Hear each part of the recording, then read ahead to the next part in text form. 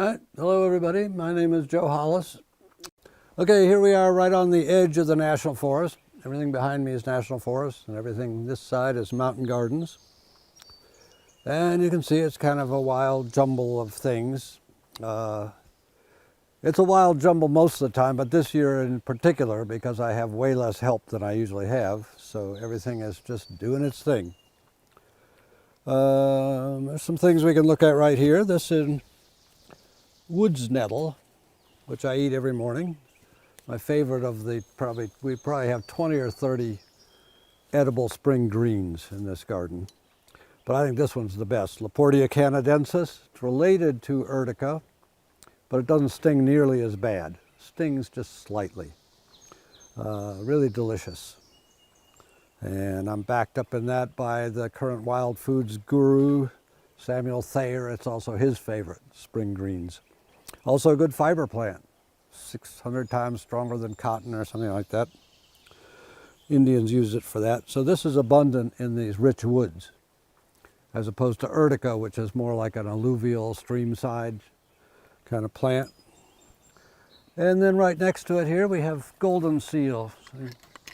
There's goldenseal all over in here. Goldenseal here and here. Here, it's just kind of mingling into things. It's back here.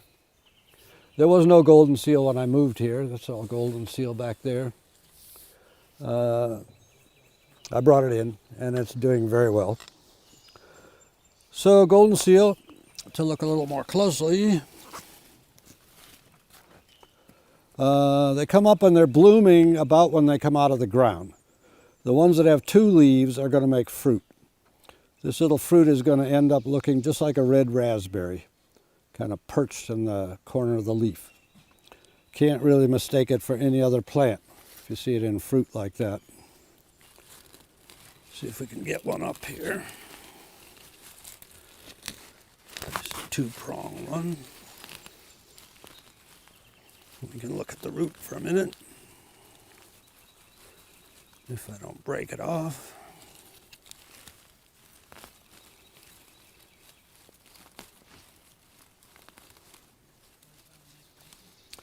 Eventually, they start to put out little slender runners, and they'll, give it another 10 or 15 years, this might be entirely goldenseal. They gradually kind of crowd out a lot of other stuff. So here's the root of goldenseal, and I was hoping we would see the bud for next year, but maybe it's a little too early. Now that's going to be the bud. So these can be chopped up. That's not really as big a root as I thought. They get a little bit longer. When we harvest this in the autumn, we will generally just break off the tip, which will have the bud for next year, put it right back in the ground, and then the rest of it we'll take and tincture. So you don't need to kill the plant. That is the case with almost all of these perennial herbs. If you're digging, if you want the root, you're going to be digging it up in the autumn when it's going dormant, and you will always see the buds for next year. So you can always cut off a bit of bud and some root, put it back in the ground.